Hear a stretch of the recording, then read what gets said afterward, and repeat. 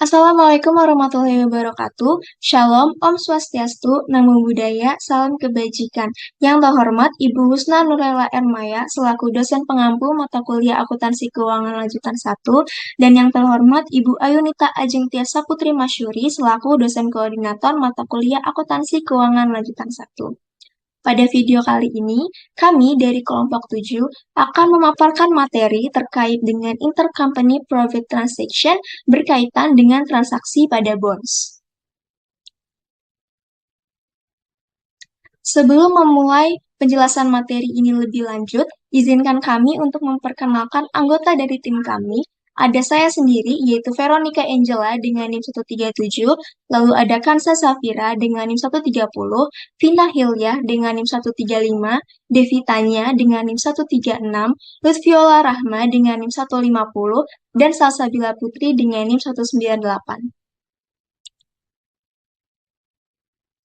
Pemaparan materi pada kesempatan kali ini akan dibagi menjadi beberapa bagian. Yang pertama, tentu saja ada pembahasan materi, lalu ada pembahasan soal pilihan ganda, pembahasan soal esai, pembahasan studi kasus, dan kemudian akan ditutup dengan kesimpulan. Bagian pertama dari pemaparan materi kali ini adalah pembahasan materi. Sebagai pendahuluan, transaksi laba antar perusahaan adalah suatu transaksi yang terjadi antara dua entitas yang terafiliasi atau berada di bawah kepemilikan induk perusahaan yang sama. Salah satu bentuk transaksi yang seringkali dilakukan oleh perusahaan afiliasi adalah transaksi pinjam-meminjam, yang dimana bisa memanfaatkan obligasi sebagai perantaranya. Secara umum, transaksi pinjam-meminjam ini dibedakan menjadi dua, yaitu pinjaman langsung, di mana ini akan menghasilkan utang piutang dalam perusahaan konsolidasi yang utang piutang tersebut harus dieliminasi karena nantinya ini tidak memperlihatkan nilai aset dan liabilitas perusahaan sebagai suatu perusahaan tunggal. Lalu yang kedua adalah pinjaman tidak langsung, di mana perusahaan ini akan memperoleh pinjaman melalui pihak ketiga seperti obligasi yang dijual di pasar obligasi. Nah, pembelian ini disebut sebagai pembelian konstruktif. Nah, dalam pemaparan materi ini, kita akan membahas terkait dengan pinjaman tidak langsung yang berkaitan dengan obligasi. Lalu selanjutnya transaksi obligasi antar perusahaan. Saat perusahaan menerbitkan obligasi, maka liabilitas dari obligasi tersebut akan mencerminkan tingkat suku bunga pasar pada saat itu. Sehingga perubahan dalam tingkat suku bunga pasar ini akan menciptakan perbedaan antara nilai buku dan nilai pasar dari liabilitas tersebut. Penurunan suku bunga pasar akan menimbulkan kerugian yang belum terrealisasi dan yang tidak diakui. Nantinya, keuntungan dan kerugian yang terjadi ini dan belum diakui akan diungkapkan dalam laporan keuangan sesuai dengan GAAP. GAAP akan memberikan penawaran menggunakan opsi nilai wajar yang nantinya jika dipilih akan mengizinkan pengakuan keuntungan dan kerugian karena perubahan nilai pasar. Namun, jika opsi ini tidak digunakan, maka perusahaan penerbit dapat mengakui keuntungan atau kerugian yang sebelumnya tidak diakui. Perusahaan induk akan mengendalikan seluruh keputusan pelunasan utang dan keputusan lainnya untuk perusahaan yang dikonsolidasi dengan beberapa pilihan. Opsi yang akan digunakan oleh perusahaan induk untuk mengendalikan perusahaan konsolidasiannya di sini ada 4. Yang pertama, yaitu penerbit, baik itu induk ataupun anak perusahaan, dapat menggunakan sumber daya yang tersedia untuk membeli dan melunasi obligasi mereka sendiri. Dan yang kedua, penerbit, baik itu induk maupun anak perusahaan, dapat meminjam uang dari entitas yang tidak terafiliasi dengan suku bunga pasar dan menggunakan dana tersebut untuk melunasi obligasinya sendiri. Nah, dalam hal ini opsi ini disebut sebagai opsi pengembalian dana. Lalu yang ketiga, penerbit dapat meminjam uang dari perusahaan afiliasi dan menggunakan dana tersebut untuk melunasi obligasinya sendiri. Dan yang terakhir, yaitu afiliasi, baik induk ataupun anak perusahaan dapat membeli obligasi penerbit dari entitas luar dan obligasi tersebut dipensiunkan secara konstruktif.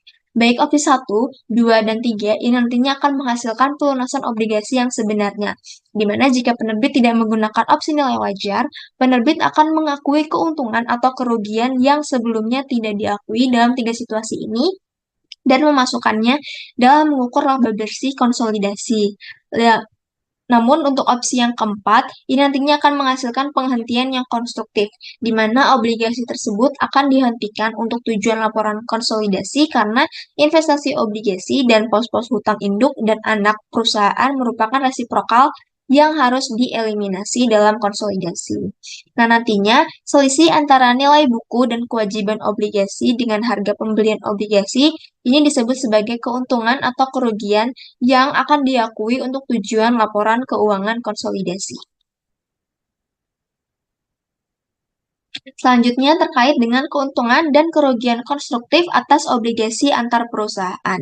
Nah, keuntungan dan kerugian konstruktif dari pelunasan utang obligasi adalah keuntungan atau kerugian penerbit yang direalisasikan oleh perubahan tingkat bunga pasar setelah obligasi diterbitkan dan diakui untuk tujuan laporan keuangan konsolidasi pada saat obligasi tersebut dibeli kembali dan disimpan di dalam perusahaan yang dikonsolidasikan. Nah, kenapa disebut konstruktif? Karena di sini merupakan keuntungan atau kerugian yang direalisasikan dan diakui dari sudut pandang perusahaan yang dikonsolidasi, tetapi tidak dicatat dalam pembukuan terpisah entitas afiliasi pada saat pembelian. Jika harga yang dibayarkan oleh pihak afiliasi untuk memperoleh hutang dari pihak lain lebih besar daripada nilai buku liabilitasnya, yaitu nilai nominal ditambah premi yang belum diamortisasi atau dikurangi dengan diskonto yang belum diamortisasi dan biaya penerbitan, maka akan disebut sebagai kerugian konstruktif. Namun, jika harga yang dibayarkan lebih kecil dari nilai buku utang, maka akan terjadi keuntungan konstruktif. Nah, beberapa ahli teori akuntansi dalam buku BIMS ini mengemukakan bahwa keuntungan dan kerugian konstruktif dari transaksi obligasi antar perusahaan ini harus dialokasikan antara perusahaan afiliasi yang membeli dan yang menerbitkan sesuai dengan nilai obligasi. Nah, teori ini disebut sebagai teori nilai nominal. Nah, seperti contoh satu, di mana senior company merupakan induk perusahaan dari junior company. Ini junior company kemudian menerbitkan obligasi di harga 150.000 dengan premi yang belum diamortisasikan sebesar 10.000. Senior company akan membeli obligasi tersebut di pasar obligasi dengan membayar 145.000 dolar. Maka, berdasarkan teori ini, transaksi ini dapat diperoleh keuntungan konstruktif sebesar 15.000. Yang diperoleh dari mana? Diperoleh dari harga penerbitan yaitu 150.000 ditambah dengan premi yang belum diamortisasi yaitu 10.000 dikurangi dengan harga saat membeli yaitu 145.000 sehingga diperoleh keuntungan konstruktif sebesar 15.000. Jika berdasarkan teori nilai nominal, keuntungan konstruktif ini nantinya akan dialokasikan 5.000 untuk senior company dan 10.000 untuk junior company. Kemudian ada alternatif lain pengganti dari teori nilai nominal yaitu teori keagenan, di mana dalam teori ini afiliasi yang membeli obligasi antar perusahaan ini akan bertindak sebagai agen untuk menerbit di bawah arahan dari manajemen perusahaan induk. Dari teori ini akan memberikan keuntungan konstruktif 15.000 kepada junior company sebagai penerbit dan efek laporan konsolidasi sama dengan jika anak perusahaan membeli obligasi sendiri sebesar 145.000. Kemudian nantinya keuntungan dan kerugian konstruktif ini akan dibebankan 100% kepada induk perusahaan atas dasar kemanfaatan. Kenapa 100%? Karena tadi di sini junior company yang membeli, junior company yang menjual dan senior company yang membeli. Jadi di sini ada transaksi downstream. Lalu di sini dijelaskan lebih lanjut terkait dengan bagaimana transaksi obligasi antara anak perusahaan dan induk perusahaan. Untuk contoh yang kedua ini berkaitan dengan akuisisi anak perusahaan atas obligasi induk. Dengan contoh kedua yaitu masih dengan junior company, di sini adalah perusahaan afiliasi yang 90% sahamnya dimiliki oleh senior company, di mana senior company ini menerbitkan obligasi dengan jangka waktu 8 tahun dengan nilai nominal 2.400.000 dolar dan bunga 10% pada 30 Desember 2022. Pada tanggal 31 Desember 2023, junior company ini membeli obligasi tersebut senilai 300.000 seharga 310.000 di pasar obligasi. Jadi junior ini membeli obligasi dengan jumlah $300.000 namun dengan harga $310.000 di pasar obligasi. Maka akan terdapat penyesuaian pendapatan dari junior dengan kerugian konstruktif. Kenapa rugi? Karena nilai buku dari obligasi yang dibeli ini nilainya lebih rendah daripada harga investasi yang dibayarkan. Jadi jurnalnya adalah income from junior pada investment in junior sebesar 10.000, yaitu selisih dari 310 dengan $300.000. Lalu, kemudian ada penyesuaian kerugian dan mengeliminasi jumlah investasi dan liabilitas atas resiprokal, yaitu dengan jurnal Loss on Constructive Retire of Bonds pada 10% bonds payable dan investment in junior. Jadi, loss on constructive retirement of bonds ini akan mengeliminasi kerugian dari eh, pembelian $300.000 saham di pasar obligasi sebesar 10.000, lalu 10% bonus payable tadi 300 nilai saham yang dibeli oleh junior dan investment in junior itu merupakan harga yang dikeluarkan oleh junior untuk membeli saham yang dikeluarkan oleh senior. Lalu selanjutnya ada contoh 3 berkaitan dengan akuisisi induk atas obligasi anak perusahaan. Kalau tadi akuisisi anak atas obligasi anak induk perusahaan, saat ini kebalikannya. Contohnya itu ada 30 Desember, masih junior company, namun saat ini junior yang menjual obligasi dengan nilai 2.400.000. Jangka waktu dari obligasi ini selama 8 tahun dan memiliki bunga 10%. Senior membeli 300.000 obligasi tersebut dengan harga $310.000 di tanggal 31 Desember 2023. Sehingga dari transaksi ini dihasilkan penghentian konstruktif obligasi junior senilai 300.000 karena tadi sudah dibeli oleh senior dan terdapat kerugian konstruktif sebesar 10.000 pada perusahaan konsolidasi karena nilai yang nilai wajar dari obligasi yang dijual dengan eh, harga keseluruhan obligasi yang diberikan ini lebih kecil dibandingkan harganya. Yang pertama ini kita akan mengakui kerugian konstruktif atas akuisisi obligasi junior company, yaitu income from junior pada investment in junior sebesar 9.000. Kenapa 9.000? Di sini junior menjual obligasi dan senior yang membeli obligasi. Jadi keuntungan dan kerugiannya ini milik junior, sehingga untuk yang diakui oleh senior ini hanya sebesar proporsi kepemilikan senior pada junior. Karena pada soal sebelumnya di sini diungkapkan bahwa senior memiliki 90% saham dari junior, maka ya nantinya yang baik itu keuntungan atau kerugian yang terjadi antar transaksi junior dan senior ini hanya akan diakui 90% apabila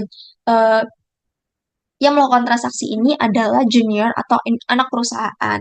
Maka 9.000 ini diperoleh dari 90% dikali dengan 90% yaitu kepemilikan dari senior dan junior dikali dengan 10.000 yaitu kerugian konstruktif atas transaksi obligasi ini. Lalu terdapat penyesuaian kerugian dan mengeliminasi jumlah investasi dan liabilitas obligasi resiprokal. Jurnalnya adalah Loss on Constructive Return of Bonds dan 10% bonds payable pada investment in junior dan non-controlling interest. 10.000 ini menunjukkan kerugian yang harus dieliminasi dari transaksi ini. Ada 10% bonds payable sebesar 300.000 yaitu nilai obligasi yang dibeli oleh senior dan investment in junior ini 309.000. Kenapa 309.000? Karena tadi 300 itu adalah nilainya, 9 adalah kerugian konstruktif yang diakui oleh senior yaitu sebesar kepemilikannya dan 1.000 itu adalah milik non-controlling interest atau kepentingan non-pengendali. Selanjutnya, terdapat contoh lain terkait dengan akuisisi induk perusahaan atas obligasi anak perusahaan. Jadi, terdapat bank company, yaitu suatu perusahaan yang memiliki 80% saham dari Tan Company. Di tanggal 30 Desember 2022, Tan Company ini menjual obligasi dengan nilai nominal 1.300.000 yang berjangka waktu 10 tahun serta memiliki bunga 10%. Nah, bank company ini membeli 130.000 dolar dari obligasi tersebut dengan harga 136.000 di tanggal 31 Desember 2023. Di mana di sini kita bisa dapat melihat bahwa terjadi kerugian konstruktif di mana di sini nilai nominalnya hanya 130.000, namun untuk memperoleh obligasi 130.000 ini harus dikeluarkan eh, harga sebesar 136.000. Jadi ada kerugian konstruktif sebesar 6.000. Nah, kita harus mengakui kerugian konstruktif ini saat akuisisi obligasi TAN Company. Di sini ada income from TAN Company pada investment in TAN Company sebesar 4.800. Kenapa 4.800? Karena tadi ini merupakan akuisisi induk perusahaan atas anak perusahaan. Jadi eh, yang akan dibebankan kepada induk perusahaan ini sesuai dengan proporsi kepemilikan, di mana di sini bank company ini hanya memiliki 80%. 80% dari 6.000 itu adalah 4.800. Lalu akan dilakukan entry penyesuaian kerugian dan mengeliminasi jumlah investasi dan liabilitas dari obligasi resiprokalnya. Yang pertama, entry jurnalnya itu adalah loss on constructive retirement of bonds sama 10% bonds payable pada investment in time company dan non-controlling interest. Di sini ada loss on constructive-nya sebesar 6.000, yaitu jumlah kerugian keseluruhannya. Lalu ada 10% bonds payable-nya 130.000, yaitu nilai obligasi yang dibeli oleh bank company, dan ada investment in TAN company ini 134.800, yaitu yang dikeluarkan oleh bank company, itu harus 130 untuk nilai obligasinya dan 4.800 untuk kerugian konstruktifnya. Lalu ada non-controlling interest yaitu 1.200, yaitu ini adalah 20% dari kerugian konstruktif yang terjadi. Nah, sehingga di sini ada ditarik sebuah kesimpulan di mana ketika induk perusahaan ini adalah penerbit, maka tidak perlu dilakukan alokasi keuntungan dan kerugian dari transaksi obligasi yang terjadi. Namun, ketika perusahaan anak yang menjadi penerbit, maka keuntungan dan kerugian dari transaksi obligasi antar perusahaan ini harus dialokasikan antara kepentingan pengendali dan kepentingan non-pengendali dalam laba rugi konsolidasi. Selanjutnya akan dilanjutkan oleh rekan saya. Baik, selanjutnya kita akan membahas lebih lanjut mengenai transaksi obligasi, keadaannya ketika obligasi perusahaan induk dibeli oleh perusahaan anak. Oke, untuk memudahkannya, kita dapat melihat ilustrasi gambar di bawah ini. Jadi di sini tuh perusahaan induk atau si parent-nya ini menerbitkan obligasi, dia yang mengeluarkan obligasi. Nah, obligasi tersebut setelah diterbitkan, dibeli oleh si perusahaan anak atau si subsidiary. Sehingga kita lihat ini panahnya, si subsidiary itu membeli obligasi. Nah, pihak anak ini yang membeli akan mengakui jumlah yang dibayarkan itu sebagai investasi obligasi. Sedangkan pihak induk yang menerbitkan akan mengakui jumlah yang diterbitkan itu sebagai utang obligasi atau bonds payable.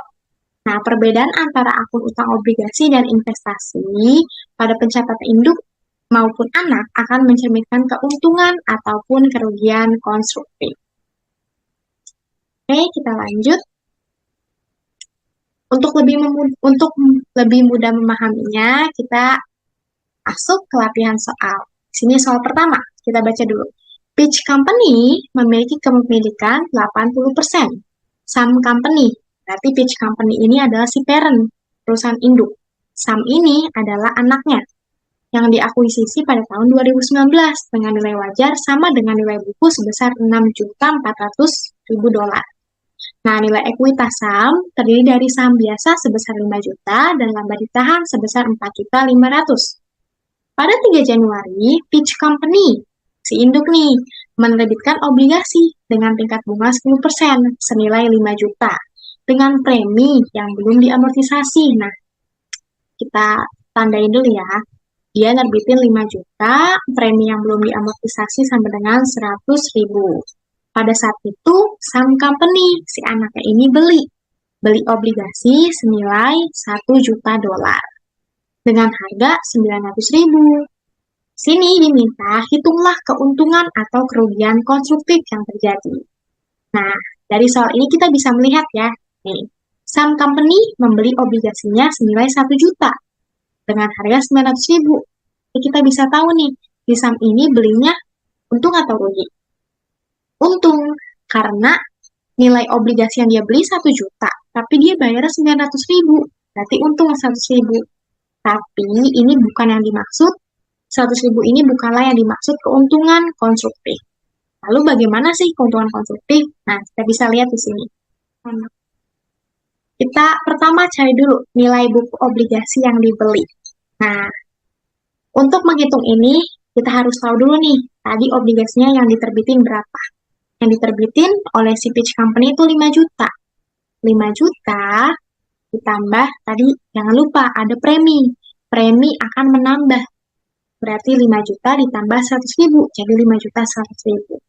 Nah, tapi nggak nyampe di situ. Harus dikalikan sesuai dengan porsi yang dia beli. Tadi dia, si Sam ini belinya berapa? 1 juta. 1 juta. Sedangkan kalau si Peach yang ngeluarin total keseluruhan obligasinya 5 juta. Nah, si Sam ini belinya hanya 1 juta. Berarti 1 juta dari 5 juta itu sama dengan 20%. Nah, sebab itu kita kalikan 20%. Sehingga nilai buku obligasi yang dibeli adalah 1.020.000 dolar. Nah, dikurangi harga pembelian. Tadi dia belinya berapa? Dengan harga 900.000. Tinggal kita kurangin deh, sehingga keuntungan konstruktif yang didapat adalah 120.000. Nah, sama. Seperti itulah keuntungan konstruktif.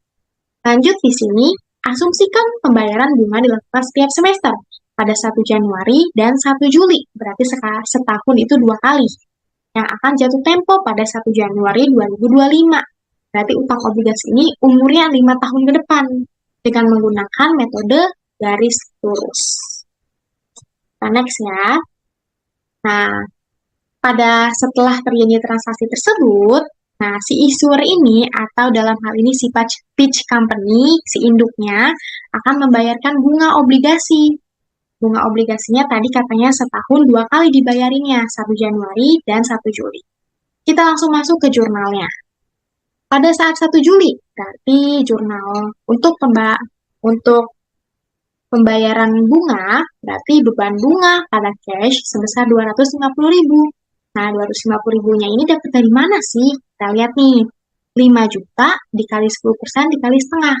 5 juta itu adalah total obligasi yang diterbitkan. Kenapa makanya 5 juta? Karena ini dari sisi si issuer atau sisi si penerbitnya. Jadi dia mencatatnya keseluruhan yang dia keluarkan. Jadi tidak hanya mencatat obligasi yang dimiliki oleh si Sam aja. Jadi yang dicatat itu keseluruhannya 5 juta dikali 10%. 10%-nya itu tingkat bunganya nih.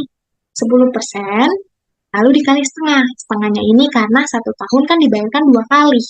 Berarti 6 per 12 sama aja 1 per 2. Dapatlah hasilnya 250.000. Lanjut 31 Desember. Nah, 31 Desember ini sebenarnya kan dibayarinya 1 Januari dan 1 Juli. Tapi 1 Januarinya itu karena setahunnya harusnya 2 kali, tadi kan baru 1 Juli. Nah, kita buatlah jurnal penyesuaian di 31 Desember, yaitu interest expense, beban bunga pada utang bunga. Jadi penundaan pembayaran bunga sebesar 250.000. Jadi totalnya sama kayak yang ini. Selain itu, si Peach Company, si penerbit obligasi ini juga harus mengamortisasi premi yang tadi belum diamortisasi. Tadi kan ada nih preminya yang belum diamortisasi sebesar 100.000. Jadi 100.000 dibagi 5 sama dengan 20.000. Sekarang kita bergeser ke perusahaan anaknya, si Sam. Nah, si Sam ini kan tadi si Peach ngeluarin beban bunga, membayarkan beban bunga. Nah, si Sam ini anaknya nerima uang, nerima bunga. Tapi jurnalnya cash pada pendapatan bunga sebesar 50.000. Nah, ini beda nih. 50.000-nya itu didapat dari 1 juta dikali 10% dikali setengah. Kenapa nggak 5 juta? Padahal tadi sini 5 juta. Karena si Sam ini kan perusahaan anak, jadi mencatatnya sesuai dengan kepemilikannya dia. 1 juta dia dapatnya sesuai kepemilikan dia ya, kepemilikan dianya aja. Tuh, sehingga didapat hasil 50.000. 50.000. Lalu 31 Desember, jadi sama seperti tadi, ada penundaan penerimaan. Jadi interest receivable pada interest income. Jumlahnya sama seperti yang atas, hitungnya 50.000. Selain itu, perusahaan anak atau si saham company ini juga harus mengamortisasi diskon. Diskonnya ini tadi kan dia beli obligasi yang harganya 100.000. 1 juta, mohon maaf, 1 juta. Tapi dia bayarnya 900.000, berarti dia untung kan? Berarti dia dapat diskon sebesar 100.000. Harus diamortisasi. Jadi 100.000 dibagi 5 tahun sama dengan 20.000. Sehingga pada 31 Desember saldo buku besar Peach dan Sam adalah sebagai berikut. Nah, nih kita lihat ya. Kita pertama ke perusahaan induk dulu, Peach. Peach Company yang menerbitkan. Berarti ada akun-akunnya tuh, ada bonds payable, terus ada interest expense. Tadi kan dia membayarkan beban bunga. Nah, di sini bonds payable-nya adalah 5.080.000. Didapat dari 5.100.000. 5.100.000 itu tadi yang dia keluarin kan 5 juta, tambah premi 100.000, jadi 5.100.000 dikurang sama 20.000. 20.000-nya ini adalah amortisasi premi yang tadi nih, jurnal yang ini nih. Bonds payable-nya berkurang di debit sebesar 20.000. Sehingga hasilnya adalah 5.080.000. Lanjut kita ke beban bunga. Tadi kan dia bayarin beban bunga nih dari jurnal-jurnal tadi, ya kita akumulasikan saja. Berarti 2,5 tambah 2,5 dikurangi 20.000, sehingga hasilnya 480.000. Lanjut kita ke saham company. Saham company kan tadi dia yang membeli obligasinya, berarti akunnya ada investasi pada obligasi dan pendapatan bunga. Sini investasi pada obligasi sama dengan 900.000. 900.000 ditambah 20.000. 900.000-nya itu tadi jumlah yang dia keluarkan untuk membeli obligasi tersebut. Sedangkan 20.000-nya ini berasal dari sini nih. Nih. Kenapa? Karena tadi kan dia beli diskon. Dalam jangka waktu 5 tahun ke depan, nanti setiap tahunnya, akhir tahunnya itu akan disesuaikan menambah investasi. Jadi diskon tadi, jadi setiap tahunnya tuh tambah 20, tambah 20, tambah 20, hingga di nanti akhir tahun 2025 nanti nilai investasinya sebesar 1 juta. Sebesar ini nih, 1 juta nilai yang sebenarnya. Lanjut kita ke pendapatan bunga, kita ambil saja dari jurnal, 50 tambah 50 tambah 20, sehingga dapatkan hasilnya 120.000. Kita lanjut ke soal nomor 2. Sebenarnya soalnya masih sama, tapi ada beberapa tambahan keterangan soal. Kita baca cepat saja. Peach Company memiliki pemilikan 80%, nilai ekuitasnya dari saham biasa dan laba ditahan, lalu pada 3 Januari menerbitkan obligasi 5 juta dengan preminya 100.000. Pada saat itu, saham company membeli 1 juta dengan harga 900.000. Asumsikan laba bersih dari saham company adalah 240.000 nih. Ini ada keterangan tambahan. Jadi, laba yang dilaporkan oleh saham pada akhir tahun 2020 adalah 240.000. Sekarang pertanyaannya, hitunglah keuntungan atas investasi pada saham company. Nah, kita disuruh hitung keuntungannya. Tadi kan keuntungannya dia dapat 240. Tapi kan itu harus dibagi sama porsi kepemilikannya. Sehingga di sini, tadi kepemilikannya berapa? 80%. 80% dari laba yang dilaporkan kan 240 keseluruhannya, ini keseluruhan. Tinggal kalikan deh 80% dikali sama 240, hasilnya 192.000. Nah, setelah itu tadi kan kita ada menerbitkan obligasi yang menyebabkan adanya keuntungan konstruktif. Kita tambahkan deh keuntungan konstruktifnya sebesar, tadi kita sudah hitung di awal, sebesar 120.000. Nah, ini udah masuk 120.000. Dikurang, jangan lupa, karena ini kan disuruhnya keuntungan atas investasi. Hitungnya di akhir tahun. Nah, Setiap tahunnya, keuntungan konstruktif itu akan dilakukan pengakuan bertahap. Jadi kan umur obligasinya itu 5 tahun. Tadi kan keuntungan konstruktifnya 120.000.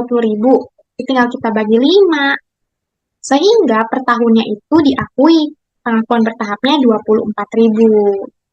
Sehingga keuntungan atas investasi pada saham companies adalah 288.000. Seperti itu. Nah, setelah itu kita langsung buat jurnalnya. Membuat jurnalnya pun tidak terlalu sulit. Kita bisa ngambil informasinya dari keterangan yang sudah kita dapatkan tadi. Pertama, kita akan mengakui keuntungan investasi dari saham. Nah, ini jurnal biasa ya, sebenarnya jurnal umum. Berarti sama kayak tadi 80% kali 240.000. Hasilnya 192.000. Lalu, kita akan mengakui keuntungan konstruktif. Tadi sebesar 120.000 kan? Tapi jurnalnya masih sama, investasi pada saham, pada income from saham. Lanjut ke jurnal yang ketiga, untuk menyesuaikan keuntungan dari saham. Jadi, jurnal yang ketiga ini adalah pengakuan bertahap. Nah, tadi kan pengakuan bertahap sifatnya mengurangi. Nah, tinggal kita balik aja akunnya jadi income from pada investment in saham. Jadi dia mengurangi investasi, makanya investasinya dikredit. Sebesar 24.000, kita ambil aja dari sini. Tuh. Lanjut, kita ke soal nomor 3.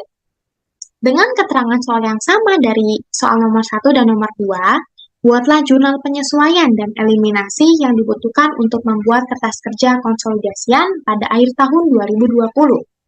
Oke. Yang pertama, kita akan memasukkan keuntungan dan mengeliminasi akun resiprokal. Nah, akun resiprokal yang dimaksud adalah utang obligasi dan investasi obligasi. Jurnalnya adalah utang obligasi pada gain on retirement dan investment in pitch bonds. Kita akan telaah satu persatu nilainya itu dari mana sih? Nah, 1.016.000. Itu kita dapat dari, kita bisa pakai keterangan ini nih.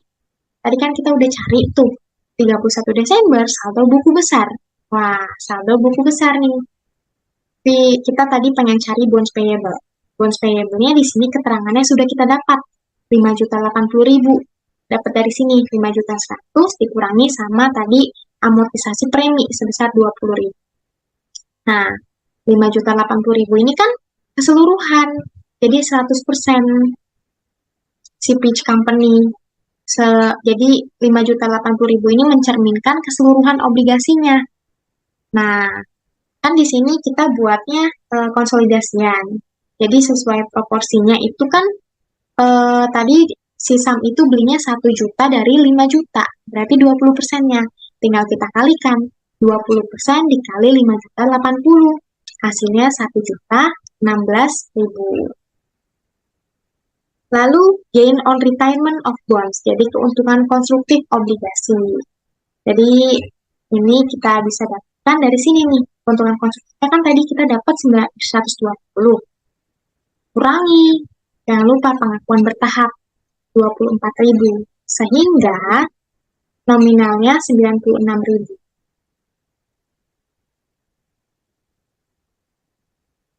Lanjut. Investment in pitch bond sebesar 920.000. Kita langsung dapatkan saja dari sini. Nah, 920.000. Kita masuk ke jurnal yang kedua, itu untuk mengeliminasi akun resiprokal, pendapatan bunga, dan beban bunga. Jurnalnya adalah interest income pada interest expense dan gain on retirement of bonds. Jadi 120.000-nya ini kita dapat dari interest income. Nah, ini nih, interest income tadi udah kita cari 120. Lalu, interest expense sebesar 96.000. Kita lihat nih, interest expense. Nah, lagi-lagi, interest expense-nya kan ini mencakup 100%-nya. Jangan lupa kita kalikan 20% karena sesuai kepemilikannya. Sehingga hasilnya 96.000. Lalu gain on retirement 24.000. Lanjut yang ketiga, adalah untuk menyesuaikan akun investasi ke awal periode. Jadi ini keuntungan investasi. Tadi kan kita udah dapat 288.000. Nah, kita masukkan income from pada investment in saham. Lanjut ke jurnal berikutnya, yaitu untuk memasukkan bagian laba non-pengendali atau NCI share dari laba saham company. Jurnalnya NCI share pada NCI sebesar 48.000. Ini dapat dari mana ya? Tadi kan dia si saham company itu perusahaan anak melaporkan labanya 240.000. Berarti 240.000 kan itu untuk keseluruhan, untuk 100%. Yang dipunyain sama Peach 80%. Tapi non pengendalinya adalah 20%-nya. Sisanya 20% dikali sama 240.000. Hasilnya 48.000. Selanjutnya, ini adalah jurnal untuk mengeliminasi akun investasi dan ekuitas dan memasukkan saldo awal non pengendali. Sini kita bisa lihat. Ini jurnal yang sering kita lihat ya. Jadi return earning, common stock, ada investment in saham dan NCI. Return earning-nya ini kita dapat dari mana sih? Soal tadi kan dikasih tahu nih. Saham biasa 5 juta. Laba ditahannya 4.500.000. Udah deh kita masukin. Lalu investasi pada sahamnya berarti 80% ya kan tadi kepemilikannya 80% dari hasil ini. Dapatlah 7.600.000. NCI-nya pun juga sama, sisanya berarti 20%-nya. Di 1.900.000. Lanjut ke jurnal yang terakhir, itu untuk mengeliminasi akun resiprokal, utang bunga, dan piutang bunga. Tadi kan muncul tuh utang dan piutang karena adanya penundaan nih. Nah, sehingga jurnalnya adalah interest payable pada interest receivable. Jadi utangnya berkurang di debit, terus piutangnya berkurang di kredit. Sebesar berapa sih? 50.000. Nah, tadi kita udah buat nih jurnalnya, 50.000. Yang didapat dari 1 juta dikali 10% kali setengah. Jadi bunga yang dia dapatkan 50.000. Baik, selanjutnya saya akan menjelaskan mengenai obligasi perusahaan anak yang dibeli oleh perusahaan induk. Nah, pada bagian ini, obligasi diterbitkan oleh perusahaan anak. Jadi, perusahaan anak itu merupakan issuer dalam kasus ini. Nah, ketika perusahaan anak menerbitkan obligasi, maka pengakuan gain or loss-nya menyerupai dengan analisis transaksi penjualan persediaan secara upstream. Asumsi penggunaan teori agensi di mana gain or loss yang dihasilkan dari constructive retirement dialokasikan kepada penerbit obligasi, dan dalam kasus ini adalah karena perusahaan anak merupakan si issuer, maka dalam kasus ini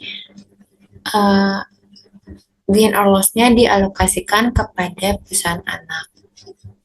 Maka, saat perusahaan induk ingin menghitung income from saham atas transaksi bonds ini, berdasarkan persentase kepemilikan perusahaan induk atas perusahaan anak, dan nanti sisanya akan diakui oleh non-pengendali atau NCI. Bisa di next. Di sini ada contoh soal yang pertama. PT Ador merupakan perusahaan anak yang 90% sahamnya dimiliki oleh PT Hyde. Nah, dalam hal ini berarti PT Hyde-nya merupakan perusahaan induk dan PT Ador-nya merupakan perusahaan anak. Nah, nilai buku PT Ador saat diakuisisi adalah sebesar 50 juta. Kemudian nilai ekuitas PT Ador saat diakuisisi terdiri dari modal saham sebesar 47 juta dan laba ditahan sebesar 1.450.000. Kemudian, pada tanggal 31 Desember 2022, PT Ador menerbitkan obligasi senilai 50 juta dengan tingkat bunga 10% dan diskon yang belum diamortisasi sebesar 1.500.000. Obligasi tersebut jatuh tempo selama 5 tahun, tepatnya tanggal 1 Januari 2027. Nah, bunga yang dibayarkannya adalah semi-annually, yaitu setiap tanggal 1 Januari dan 1 Juli. Kemudian, pada tanggal 2 Januari 2023, PT Hype selaku perusahaan induk membeli 50% obligasi PT Ador yang beredar senilai 28 juta secara tunai. Maka di sini kita hitung book value bonds saat dibeli. 50% didapatkan dari pembelian perusahaan induk atau PT Hype yang membeli 50% obligasi PT Ador dikali dengan 50 juta ini didapat dari nominal obligasi secara keseluruhan yang diterbitkan oleh PT Ador dikurangi dengan 1.500.000 dari diskon yang belum diamortisasi. Maka akan ketemu nilainya 24.250.000. Kemudian kita cari selisih book value bonds dengan kas yang dibayarkan oleh PT Hype ketika membeli obligasi tersebut. Di sini 24.250.000 yang tadi didapatkan dari book value bonds saat dibeli dikurangi dengan kas yang dikeluarkan oleh PT Hype yaitu sebesar 28 juta. Maka selisihnya adalah minus 3.750.000 atau dalam hal ini PT Hype mengalami kerugian atau membeli bond saat premium. Di next. Nah, berikut merupakan jurnal baik dari PT Ador sebagai issuer dan juga PT Hype sebagai pembeli obligasi. Nah, di sini ada tanggal 1 Juli interest expense pada kas sebesar 2.500.000 itu didapatkan dari 50 juta nominal seluruhan obligasi yang diterbitkan dikali tingkat bunganya 10% dan juga pembayaran bunganya yaitu semi-annually 1/2 atau 6/12. Nah, hal yang sama pada tanggal 31 Desember sejumlah 2.500.000. Perbedaannya hanya di interest expense pada interest payable. Kemudian mengakui interest expense pada bond payable sejumlah 300.000 itu didapatkan dari 1.500.000 dibagi 5 tahun. Nah, ini itu merupakan tingkat diskon yang belum diamortisasi dibagi dengan jatuh tempo obligasi. Nah, kemudian untuk PT Hype karena dia membeli obligasi pada saat premium. Di sini cash pada interest income untuk mencatat pendapatan bunga sebesar 1.250.000 didapatkan dari 25 juta.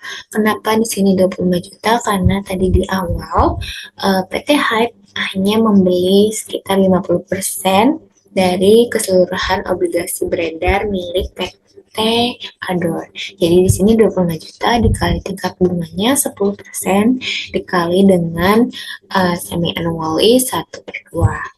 Nah, tanggal 31 Desember dengan nominal yang sama dan juga cara pencariannya juga sama, perbedaannya hanya di nama akunnya, yaitu interest receivable pada interest income dan interest income pada investment in bonds untuk mengakui investasi pada obligasi sebesar 750.000 didapatkan dari 3.750.000 dibagi 5 tahun.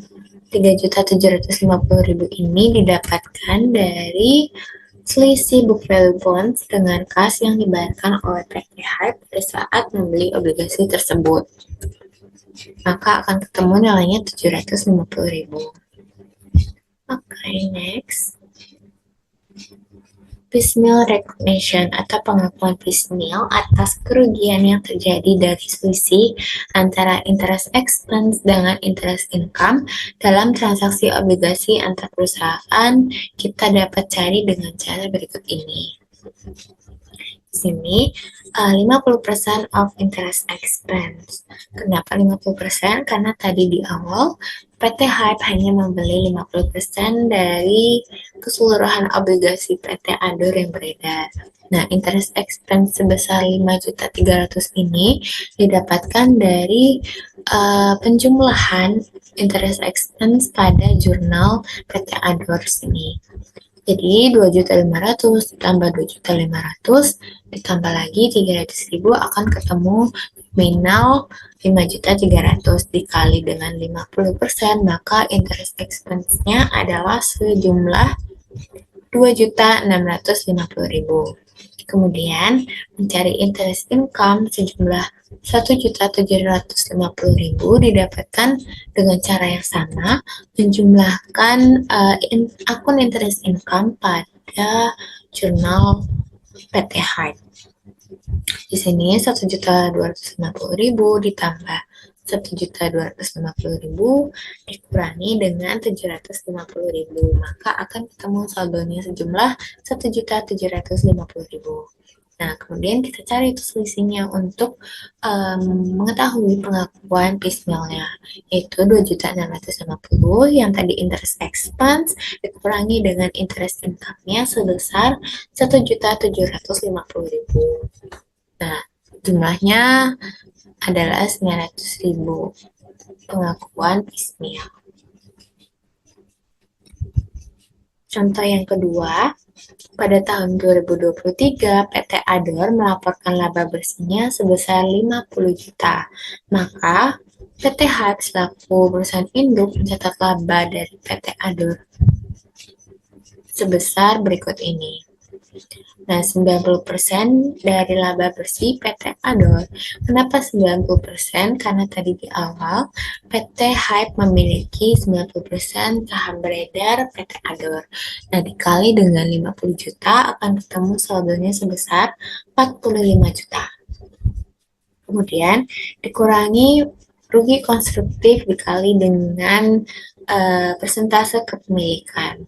Nah, rugi konstruktif tadi yang sudah kita hitung adalah sebesar 4.500.000 dikali dengan 90%, maka hasilnya adalah 4.050.000. Kemudian ditambah pengakuan rugi konstruktif dikali dengan kepemilikan. Sini 900.000 dikali 90% hasilnya 810.000. Nah, maka laba investasi dari PT Ador yang dicatat oleh PT Hype adalah sebesar 41.760.000. Selanjutnya, jurnal eliminasi yang dicatat atau dibuat oleh PT Hype selaku perusahaan induk pada tahun berjalan untuk menghitung investasinya pada PT Ador.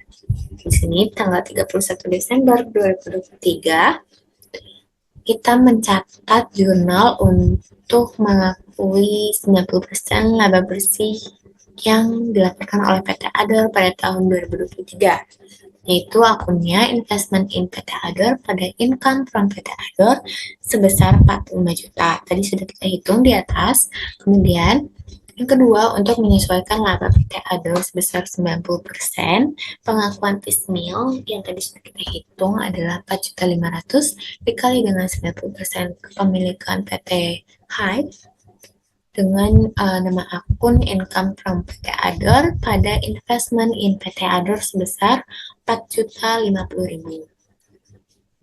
Kemudian, untuk menyesuaikan pendapatan dari PT Ador sebesar kepemilikannya yaitu 90% dari pengakuan rugi konstruktifnya yang tadi sudah kita hitung, yaitu 900.000 dikali 90%, maka jumlahnya adalah 810.000. Oke, next. Contoh yang ketiga. Nah, bagaimana sih laporan konsolidasian pada tahun-tahun berikutnya? Yang pertama di sini jurnalnya adalah yang debit investasi pada PT Ador sejumlah 3.240.000, kepentingan non pengendali sejumlah 360.000, kemudian pendapatan bunga 1.750.000 yang tadi sudah kita hitung di awal dari penjumlahan jurnal, dan utang obligasi 10% sebesar 25 juta, investasi pada obligasi PT Ador sebesar 27.700.000, dan beban bunga sebesar 2.650.000 yang tadi sudah kita hitung juga dari jurnal interest expense. Nah, terus gimana sih laporan konsolidasiannya? Nah, seperti yang ada di sebelah sini, laba bersih konsolidasian dari tahun 2024 sampai 2027. Nah, laba ini ditingkatkan oleh eliminasi beban bunga sebesar 2.650.000 yang tadi sudah kita hitung. Kemudian laba ini dikurangi oleh eliminasi pendapatan bunga sebesar 1.750.000, kemudian peningkatan pada bagian NCI sebesar 90.000. Kenapa di sini 90.000? Karena NCI itu hanya memiliki 10%. Jadi 10% dikali 900.000, maka total penurunannya adalah 1.840.000. Nah, efek tahunan pada laba bersih konsolidasiannya adalah 810.000 didapatkan dari 2.650.000 dikurangi 1.840.000. Nah, kepemilikan obligasi antar perusahaan meningkatkan bagian pengendali atas laba bersih konsolidasian sebesar yang tadi sudah kita hitung 810.000 setiap tahunnya dari tahun 2024 sampai 2027.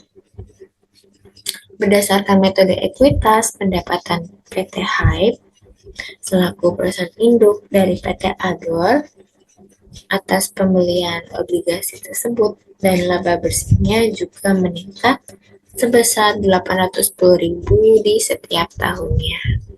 Baik, selanjutnya kita masuk ke pembahasan soal pilihan ganda. Berikut adalah soal untuk nomor 1 sampai nomor 5. Star Corporation memiliki 90% saham biasa dengan hak suara di Wayne Corporation. Pada tanggal 31 Desember 2016, Wayne memiliki obligasi senilai $900.000 dengan bunga nominal 8% yang beredar dengan diskon yang belum diamortisasi sebesar $30.000. Obligasi tersebut membayar bunga pada tanggal 1 Januari dan 1 Juli setiap tahun dan jatuh tempo pada 5 tahun, yaitu tanggal 1 Januari 2022. Pada tanggal 2 Januari 2017, Star Corporation membeli 50% obligasi Wayne yang beredar secara tunai dengan harga $160.000. Asumsikan amortisasi secara garis lurus. Kita masuk ke soal nomor 1. Dalam laporan laba rugi konsolidasi Star Corporation dan anak perusahaan tahun 2017, untung atau rugi seharusnya dilaporkan dalam jumlah. Jawabannya itu A. Rugi $25.000. Pembahasannya, kita hitung nilai buku yang dibeli Star Corporation, total par value of Wayne's bond sebesar $900.000, dikurangi dengan R amortized discount $30.000, lalu dapatkan book value sebesar $870.000,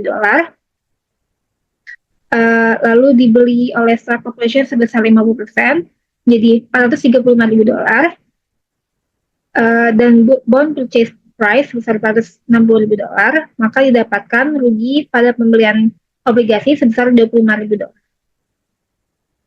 Soal yang kedua, jumlah yang harus dicatat oleh Star Corporation sebagai piecemeal recognition of constructive gain or loss pada tanggal 31 Desember 2017 adalah, jawabannya itu $5.000. Pembahasannya, loss on the purchase of the bonds yang sebelumnya kita hitung $25.000 dibagi dengan sisa umur obligasi yaitu 5 tahun sejak Januari tanggal 2 tahun 2017, didapatkan piecemeal recognition of constructive gain or loss yaitu $5.000. Masuk ke soal yang ketiga, beban bunga obligasi Wayne muncul pada laba konsolidasi tahun 2017 sebesar, jawabannya itu B. $34.500. Pembahasannya, total annual interest of the bonds 8% dikali $900.000 didapatkan $72.000, lalu dibagikan dengan interest expense-nya sebesar 50% yaitu $36.000. Dan diketahui sebelumnya unamortized discount yaitu $30.000. dibagi dengan umur asli dari obligasinya itu 10 tahun, didapatkan the amortization for the year-nya per tahunnya itu $3.000, dibagi dengan interest expense recognition-nya cuma 50%, yaitu $1.500, lalu didapatkan pengurangan dari 36.000 dikurang dengan 1.500, maka total interest expense recognition-nya yaitu $34.500. Soal yang keempat, pendapatan bunga obligasi Wayne muncul dalam pendapatan konsolidasi tahun 2017 sebesar, jawabannya itu B, $34.500. Pembahasannya, karena diketahui bahwa pendapatan yang dimiliki Star Corporation adalah 50% dari total, yaitu $34.500 yang telah kita hitung sebelumnya, maka 50% lainnya itu adalah pendapatan dari obligasi Wayne dengan nominal yang sama, yaitu $34.500. Kita masuk ke soal yang kelima. Laba bersih konsolidasi tahun 2016 akan dipengaruhi oleh transaksi obligasi antar perusahaan, yaitu jawabannya D, tidak mempengaruhi laba bersih konsolidasi untuk tahun 2016. Pembahasannya, karena transaksi tersebut terjadi pada tahun 2017, maka transaksi tersebut tidak akan mempengaruhi laba bersih konsolidasi tahun 2016. Oke, selanjutnya akan bahas soal dan pembahasan untuk nomor 6 dan 9. Untuk soal nomor 6 dan 9, berikut penjelasannya. Perusahaan Paraty memiliki 60% saham perusahaan Makuka, sehingga perusahaan Makuka menjadi anak perusahaan Paraty. Pada tanggal 1 Januari 2020, perusahaan Makuka menerbitkan obligasi senilai $1 juta dengan bunga tahunan sebesar 5% dan jangka waktu 10 tahun. Pada tanggal yang sama, perusahaan Paraty membeli 40% dari obligasi tersebut dengan harga $420.000. Obligasi ini diterbitkan pada nilai nominalnya. Berdasarkan informasi tersebut, jawablah pertanyaan berikut. Oke, untuk pertanyaan nomor 6-nya, bagaimana transaksi ini akan dicatat dalam laporan keuangan terpisah perusahaan Paraty? A. Debit investment in bond $420.000 dan kreditnya cash $420.000. B. Debit investment in bonds $400.000 dan kredit cash $400.000. C. Cash $420.000, kredit investment in bond $420.000, dan D. Debit cash $400.000, kredit investment in bond $400.000. Jawaban yang benar adalah A. Debit investment in bonds $420.000 dan kreditnya cash $420.000. Pembahasannya, karena perusahaan Paraty membeli 40% dari obligasi senilai $1 juta yang yaitu dibeli dengan harga $420.000. Oke, untuk soal nomor 7, bagaimana jurnal penyesuaian untuk mengeliminasi investasi dalam obligasi dan kewajiban pada akhir tahun 2020? A. Debit bonds payable $400.000, debit premium on bonds payable $18.000 dan kreditnya investment in bonds senilai $418.000. B. Debitnya bonds payable $420.000 dan kreditnya investment in bonds $420.000. C. Investment in bonds $418.000 dan kreditnya bonds payable $400.000 dan kreditnya lagi ada premium on bonds payable $18.000. Atau D. Premium on bonds payable $18.000 dan kreditnya bonds payable $400.000. Jawabannya adalah A. Debit bonds payable $400.000, debit premium on bonds payable $18.000 dan kreditnya investment in bonds sebesar $418.000. Pembahasannya, nilai obligasi yang dibeli oleh Paraty itu adalah 40% dari $1 juta, yang yaitu adalah $400.000. Nilai nominal obligasi yang dibeli oleh Paraty. Harga pembelian obligasinya, Paraty membayar sebesar $420.000 untuk 40% dari obligasi. Berarti ada premi sebesar $20.000 yang didapat dari $420.000 dikurangi $400.000. Next, soal nomor 8. Berapakah pendapatan bunga yang akan diakui oleh perusahaan Paraty pada tahun pertama dari obligasi yang dibeli? A. 15.000, B. 20.000, C. 25.000, dan D. 30.000. Jawabannya adalah B. 20.000. Nilai nominal obligasi adalah 1 juta dengan tingkat bunga 5%. Pendapatan bunga tahunan adalah 1 juta dikali 5%, yaitu 50.000. Perusahaan Parati membeli 40% dari obligasi tersebut, sehingga pendapatan bunga yang diakui adalah 50.000 kali 40% sama dengan 20.000 dolar. Oke, soal nomor 9. Bagaimana penyesuaian pendapatan dan bunga dan dalam laporan keuangan konsolidasi pada akhir tahun 2020? A. Interest income pada debit 20.000, kreditnya interest expense 20.000, atau B. Debit interest expense 20.000, kreditnya interest income 20.000, atau C. Investment in bonds 20.000 dan kredit cash 20.000, atau D. Cash 20.000, kredit investment in bonds 20.000 juga. Jawabannya adalah A. Debit interest income 20.000 dan kreditnya interest expense 20.000. Perusahaan Parati mengakui pendapatan bunga sebesar 20.000 dari obligasi yang dimiliki. Perusahaan Mahkuka mencatat beban bunga sebesar 50.000 untuk seluruh obligasi yang diterbitkan.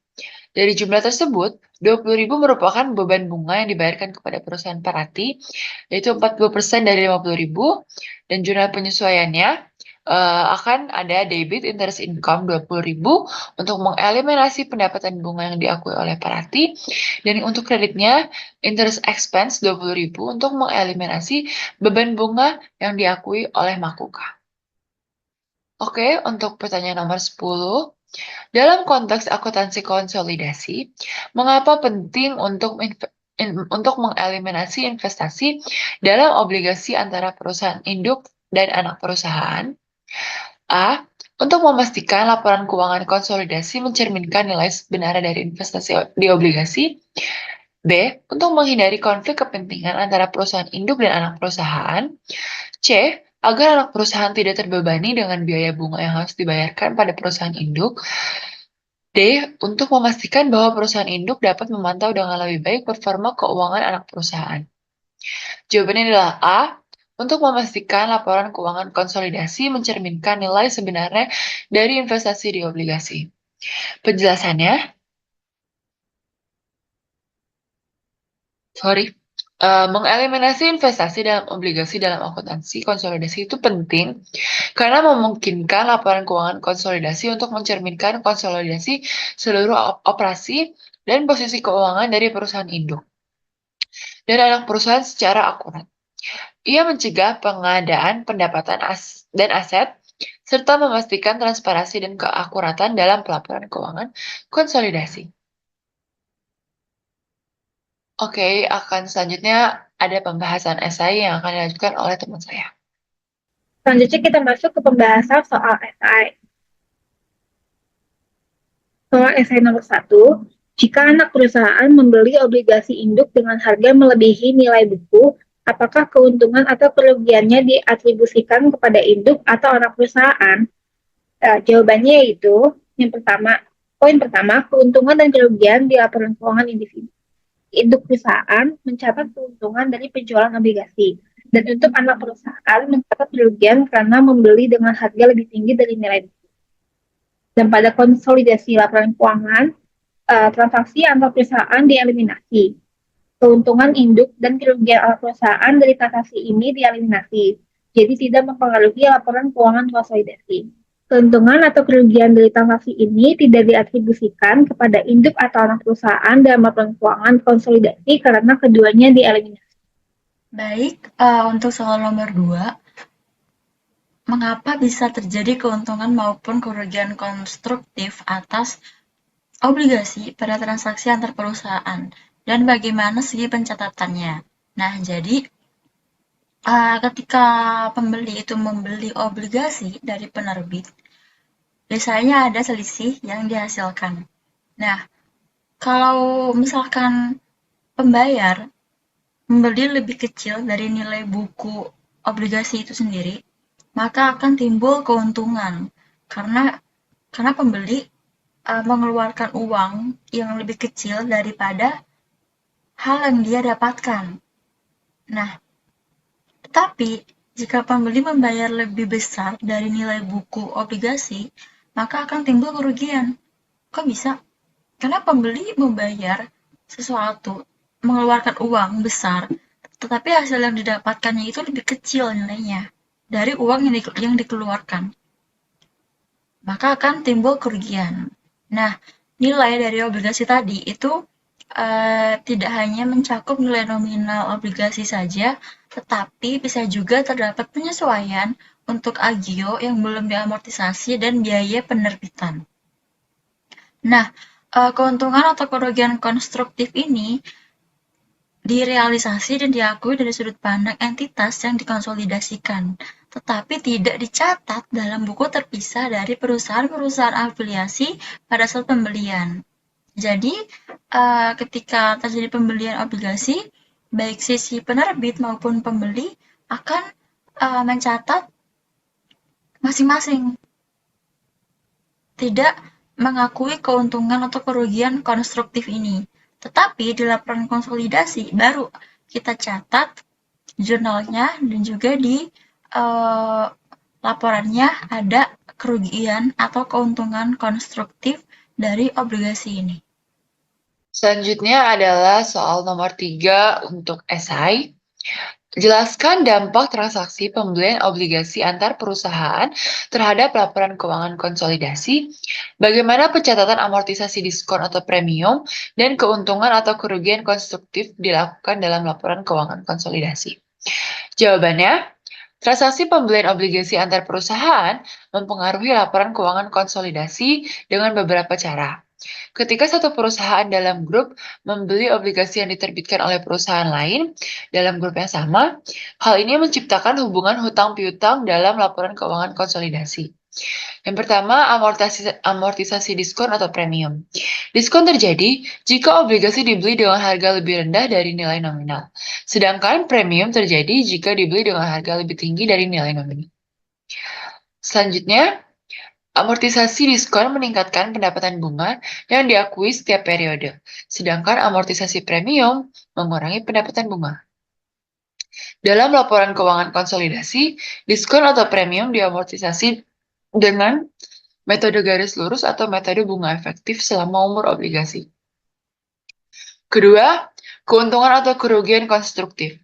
Keuntungan konstruktif terjadi ketika pembeli obligasi membayar kurang dari nilai buku obligasi, termasuk agio atau disagio yang belum diamortisasi.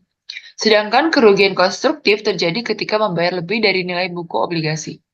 Keuntungan atau kerugian konstruktif ini diakui dalam laporan keuangan konsolidasi, tetapi tidak dicatat dalam laporan keuangan individual perusahaan afiliasi saat transaksi terjadi. Pencatatan dilakukan dengan jurnal penyesuaian dalam laporan konsolidasi untuk mencerminkan nilai wajar obligasi. Oke, contoh jurnalnya untuk keuntungan konstruktif itu yaitu debit, investment in bonds, dan constructive gain pada kredit. Dan untuk kerugian konstruktif, constructive loss pada debit dan investment in bond pada kredit. Jurnal-jurnal ini memastikan bahwa laporan keuangan konsolidasi mencerminkan nilai wajar dari obligasi dan keuntungan atau kerugian yang dihasilkan dari transaksi antar perusahaan, sehingga memberikan gambaran yang lebih akurat tentang posisi keuangan grup secara keseluruhan. Nah, selanjutnya kita akan membahas mengenai satu contoh studi kasus dari transaksi antar perusahaan pada obligasi ini.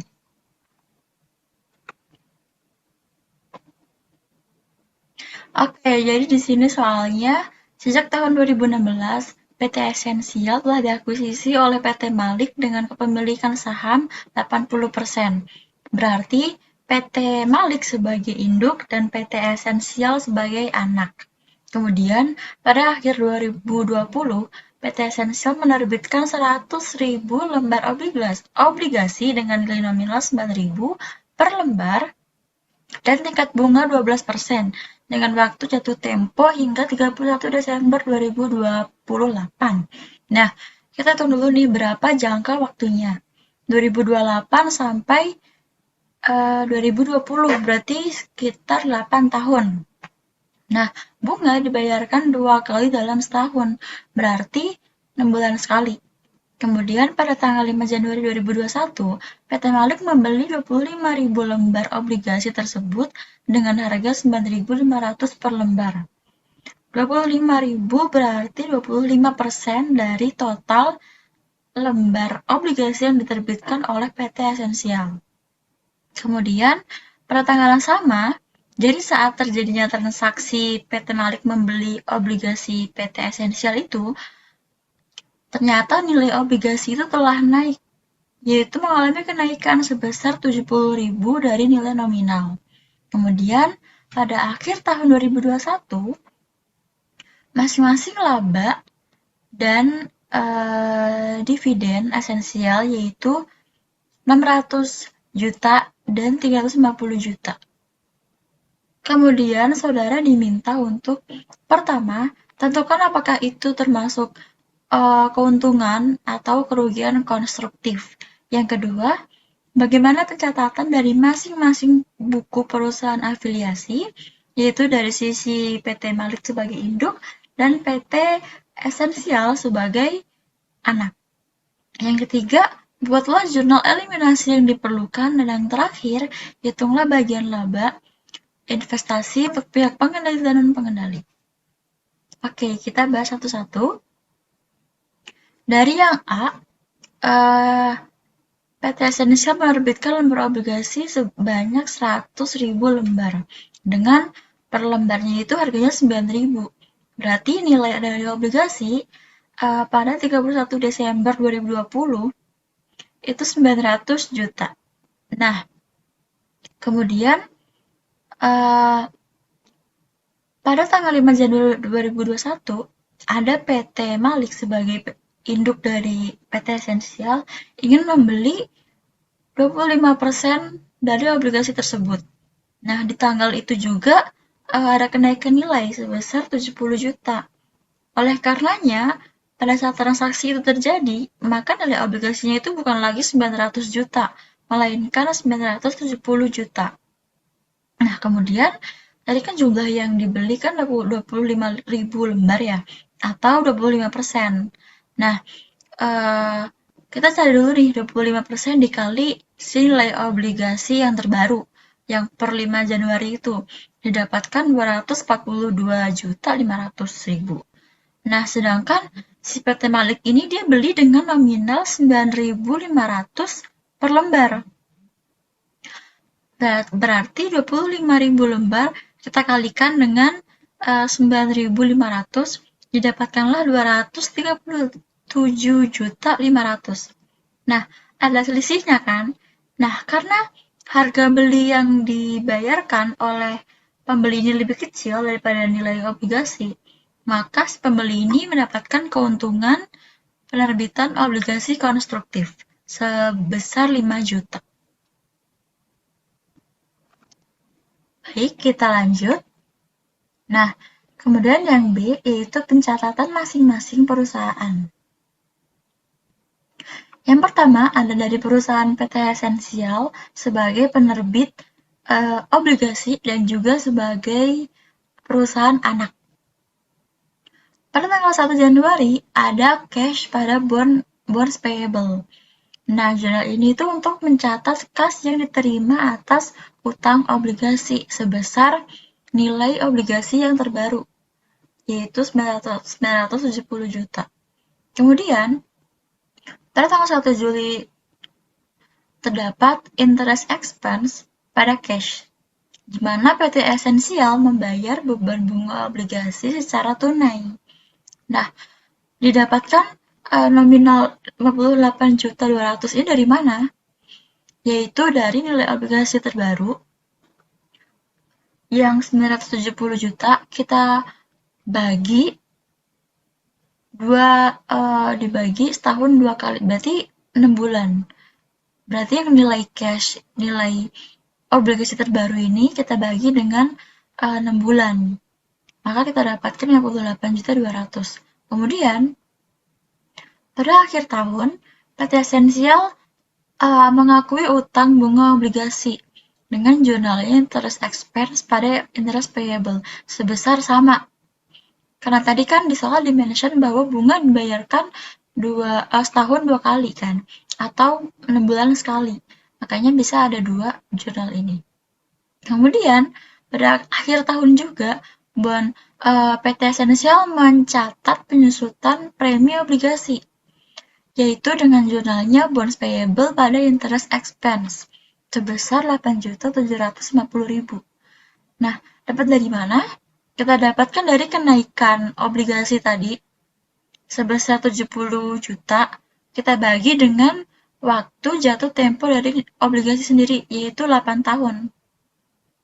Maka didapatkan nominal sekian.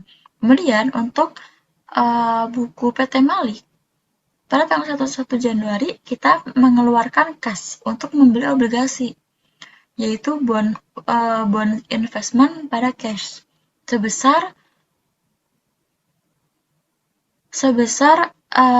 nilai yang dibayarkan oleh PT Malik. 25.000 lembar dikalikan dengan 9.500. Jadi kita hitung berdasarkan nilai atau harga yang dibayarkan PT Malik, bukan berdasarkan dengan nilai buku dari PT Esensial sebagai penerbit. Nah, lalu pada 1 Julinya, PT Malik menerima pendapatan bunga obligasi secara tunai, yaitu cash pada interest revenue.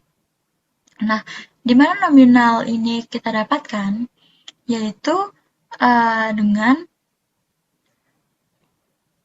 nilai buku dari 25.000 lembar itu kita bagi 6 bulan. Kalau yang ini kan sesuai dengan harga yang dibayarkan oleh PT Malik ya. Nah, kalau yang ini, 2 jurnal ini, itu sesuai dengan nilai buku obligasi dari PT Esensial. Nah, pada 31 Desember, PT Malik mengakui pendapatan bunga obligasi, yaitu interest receivable pada interest revenue, dan kemudian pada akhir tahun, PT Malik juga mencatat penyesuaian investasi obligasi. Nah, dari mana 625.000 ini? Ini kita dapatkan dari keuntungan konstruktif, yaitu 5 juta, kita bagi dengan waktu jatuh tempo dari obligasi itu sendiri, yaitu 8 tahun. Maka kita dapatkan nominal sekian.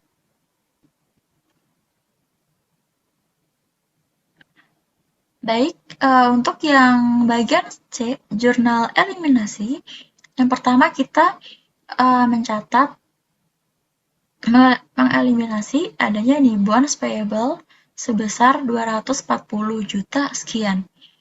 Ini didapat dari nilai obligasi yang terbaru, yang per tanggal 5 Januari itu, kita kurangkan dengan premi.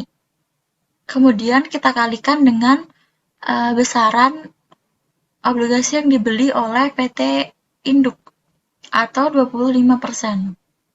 Kemudian, kreditnya itu ada bonds investment sebesar 238 juta sekian.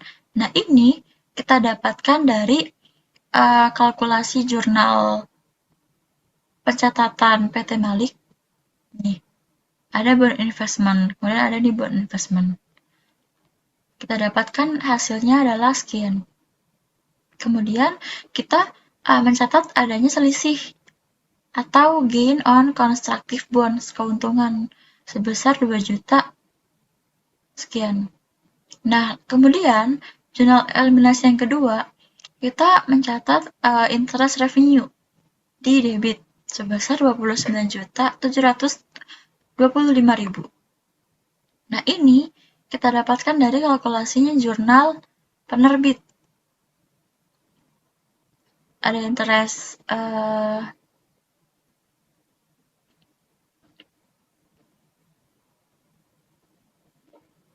ini yang interest revenue ini kita dapatkan dari kalkulasinya jurnal PT Malik atau sebagai pembeli. Ada interest revenue dan interest revenue. Kemudian, sedangkan untuk interest expense-nya kita dapatkan dari pencatatannya PT Esensial sebagai penerbit. Maka didapatkanlah adanya keuntungan juga nih, selisih sebesar 2.812.500. Kemudian pada jurnal ketiga, kita mencatat interest payable pada interest receivable. Ini kita dapatkan dari mana? Dari sini nih. Kita eliminasi. Ini kita eliminasi. Nah, kemudian untuk yang D, pada alokasi investasi, ini ada ralat sedikit, ini yang benar alokasi investasi terhadap PT Esensial, kita dapatkan bahwa net income dari PT Esensial tadi kan 600 juta ya. Kemudian kepemilikan PT Malik sebesar 80%. Maka kita dapatkan 480 juta. Kemudian untuk NCI-nya berarti 20%. Tinggal dikali 20% dikali 600 juta. Nah, untuk gain on constructive bonds-nya kita dapatkan dari total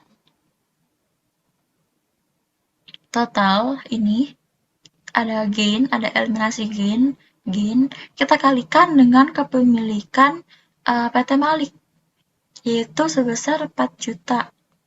Sedangkan untuk NCI-nya kita kalikan dengan 20%. Kemudian kita juga mencatat adanya amortisasi dari keuntungan konstruktif obligasi.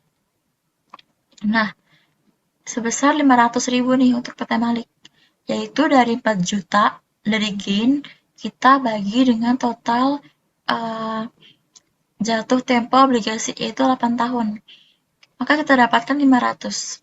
Nah, untuk NCI juga sama, 1 juta kita bagi dengan 8 tahun, 125.000.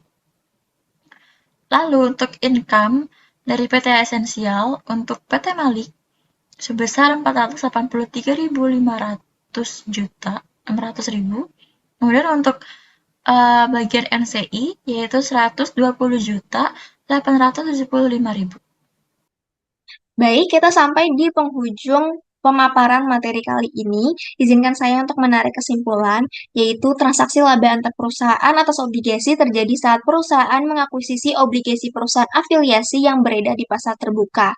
Di sini akan mengakibatkan keuntungan dan kerugian konstruktif apabila terdapat perbedaan pada harga beli obligasi dan nilai wajar obligasi.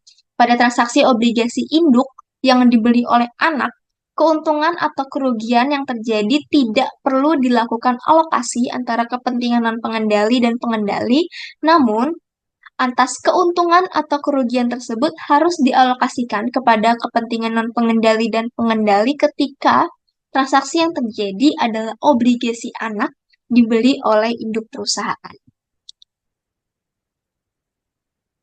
Kiranya sekian yang dapat kelompok 7 sampaikan. Kurang lebihnya mohon maaf. Wassalamualaikum warahmatullahi wabarakatuh. Terima kasih.